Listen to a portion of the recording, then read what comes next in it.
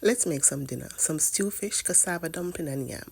So here I have my cassava. This was in the freezer. I thawed it.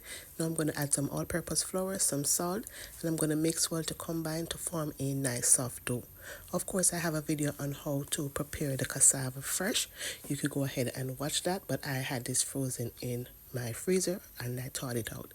So once the dough is nice and soft, you're going to cover and allow this to rest while we work on our fish. So here I have two snapper already washed and clean. I washed this up into some lemon juice and I made a few incisions, and I'm going to season with just salt, black pepper and a bit of fish seasoning. You don't want to complicate this.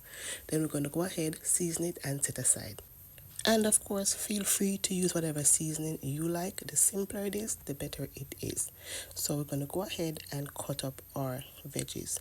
So for this, I'll be cutting up some bell peppers, tomato, onion, thyme, and scallion. As here, you could add whatever you like. You could toss in some carrots, whatever you like. And I'm going to mince a few cloves of garlic and dice up my tomatoes and my scallion. And here I found a little pepper, not so cute, but it did the job. So I'm going to cut it up. Now I'm going to form my dumpling. I personally like to form all my dumplings before I put them in the boiling water, which is on the stove, that I add some salt to. So once I'm finished making my dumplings, I like to add them all at once. And here you could form them however you like. These aren't perfect, but they work the magic, all right? So now my oil is heated and I'm going to add my fish and I'm going to fry these until they're golden on one side. Now I'm going to add my dumpling, peel my yam. This wasn't all that the best, but I had to cut off a few pieces before I reached to the good part. And I'm going to peel these up and I'm going to add them to my boiling water. Now once the fish is nice and golden on one side, you're going to flip it over and allow it to do the same. In a pot, we're going to add some coconut oil or chopped up veggies, and we're going to saute this for a couple of seconds until they start to, loosen up a bit.